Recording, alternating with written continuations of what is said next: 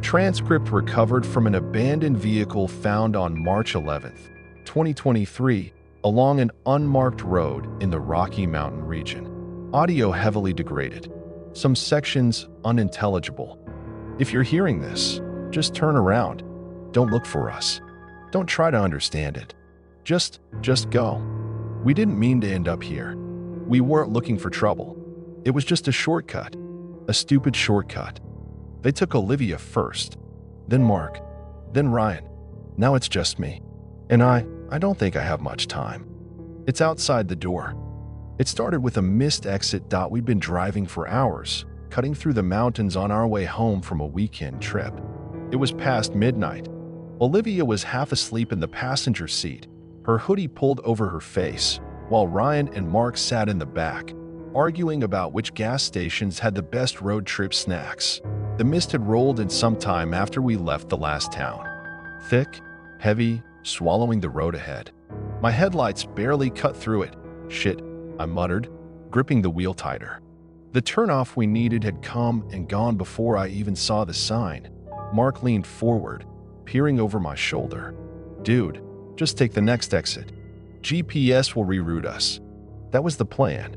But as I glanced at my phone, I noticed something strange. The map was wrong. The blue navigation line twisted in loops, rerouting endlessly, struggling to find a path forward. The screen flickered, then turned black. No service. Huh, I said, trying to keep my voice light. That's weird. Ryan snorted. Mountain roads, man. No signal. I nodded, pretending that explanation made sense. But something about the way the mist clung to the car, the way the road stretched ahead, too empty, too quiet, made my stomach twist. I should have turned around. Instead, I took the next exit. The road was wrong. I didn't notice at first. We were too busy talking, joking about horror movies, making bets on who would be the first to die in a real-life slasher scenario. Ryan said it would be him. I'd trip and fall immediately. Bro, and we laughed. But then the laughter faded. The road stretched on, endlessly winding through the mountains. No signs. No mile markers. Just the mist and the dark trees looming on either side. Mark shifted in his seat. Are we sure this goes anywhere? I didn't answer right away. My hands felt clammy on the wheel. Olivia rubbed her arms. It's freezing. Ryan reached for the air vents. Dude, the heat's cranked up. I checked the dashboard. He was right. The heater was on full blast, but the air was ice cold. That was the first sign. The second was the houses. They appeared out of nowhere, small, crumbling structures on either side of the road, barely visible through the mist. Roofs sagging, windows boarded up, their skeletal frames eaten by time. I slowed the car. Where the hell are we? Olivia whispered. Ryan pressed his face to the window. I thought you said this was a shortcut. I did, I said. It should have just led back to the highway. A sign loomed ahead. Rusted. Barely legible beneath the creeping vines. Welcome to Black Hollowe went silent. Black Hollow? Mark murmured. What the hell is Black Hollow? No one answered. Because none of us had ever heard of it, and none of us noticed that the road behind us was gone. I tried to turn back. I swear. But the road doesn't go anywhere. I don't know how long we've been here. The mist never lifts. The sun never rises. It's still outside. We should have turned around. We should have never stopped. But we did, and that's when it started. We sat there in the car, staring at the rusted sign. Welcome to Black Hollow. All right, Mark said, forcing a laugh. Super creepy. Let's get the hell out of here. I nodded and gripped the wheel. My foot pressed the gas. The car didn't move. No, that wasn't right. The wheels turned. The engine rumbled. But the car wasn't moving forward. It was as if something beneath us, something unseen, was holding us in place. Olivia let out a nervous chuckle. What's happening? I pressed the gas harder. The car shuddered, groaned, then lurched forward way too fast. I barely managed to steer as we hurtled down the road. The laughter stopped. Something was wrong with this place. And then the road looped back on itself. I didn't realize it at first. But when we passed the same rusted sign, when Olivia whispered, Wait, Weren't we just here? I felt the blood drain from my face. Shit, Ryan muttered. Shit, shit, shit.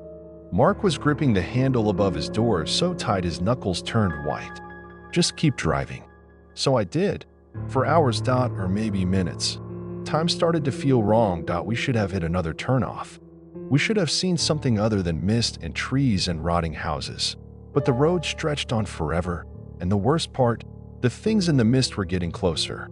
We weren't alone. I saw at first a shape in the fog, just beyond the headlights. A twisted, crawling thing.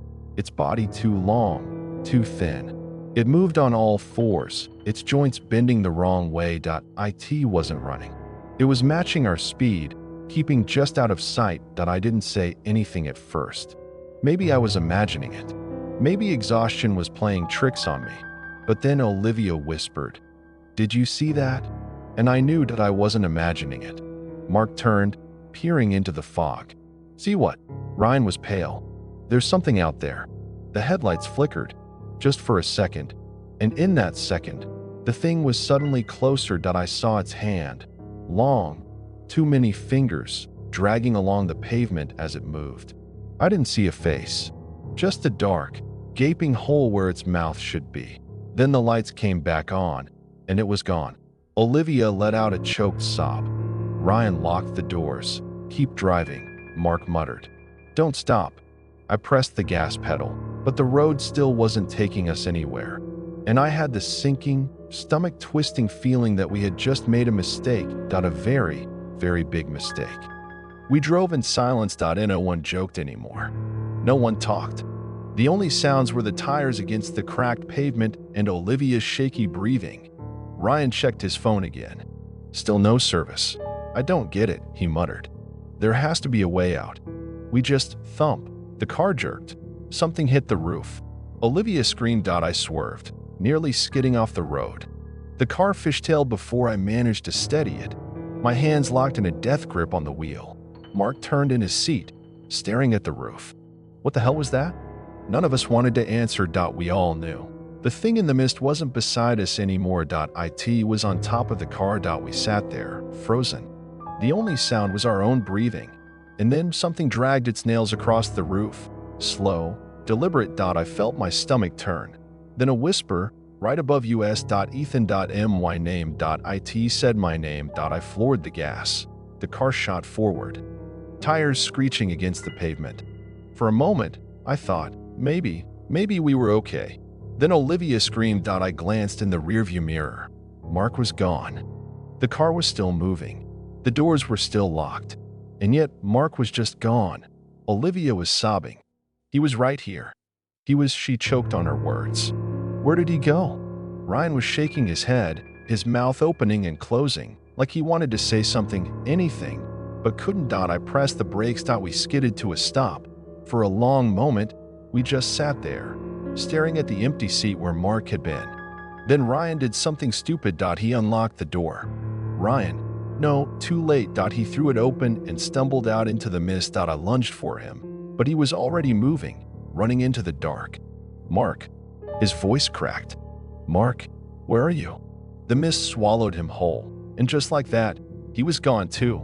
The silence that followed was unbearable. Then Olivia whispered, Ethan. I turned back to her. She was staring out the windshield. I followed her gaze, and my breath caught in my throat. We weren't on the road anymore. We were in Black Hollow, the town that shouldn't exist. I don't remember the car moving. I don't remember making a turn. 1 second. We were on the endless road, trapped in the mist. Then the next, we were in the town. Black Hollow. The street was lined with old, sagging buildings, a gas station, a diner, a post office, all abandoned, their windows shattered, their doors barely hanging onto rusted hinges. The streetlights flickered weakly, casting long, warped shadows. But the worst part, there were cars, not just ours, dozens of them, all empty, some with doors wide open, some with engines still running. People had been here, but there were no signs of them now. Olivia let out a shaky breath. Where are we? I didn't answer, because I didn't know. I stepped out of the car. The air was thick, heavy, pressing against my skin. I could smell something rotting, like wet wood and old meat. The silence was unbearable. Then, somewhere in the distance, a door creaked open. Olivia grabbed my arm. "We need to go." She was right, but the road behind us was gone. There was only more town, stretching into the mist, and we weren't alone. The buildings weren't abandoned. Not really, because something was inside them. I saw movement in the diner first, a dark shape shifting behind the counter. Then, in the gas station, a long-fingered hand pressed against the glass, sliding slowly down. A figure stepped out of the post office. I felt my breath catch at first glance. It looked human, but then it moved, jerked, its head twisted too far, its limbs bending at unnatural angles. It took a step forward. Then another. Its mouth was too wide, stretching from ear to ear. Then I saw the others, coming out of the buildings, stepping from the mist, dozens of them, all staring at us, their heads twitching, twisting, their bodies crawling, contorting. And the worst part, they looked familiar. I didn't have time to process it, because then they started to run. "Go, go." Olivia and I sprinted. The figures moved too fast, their limbs snapping forward in sharp, unnatural bursts. I saw a narrow alleyway and pulled Olivia toward it.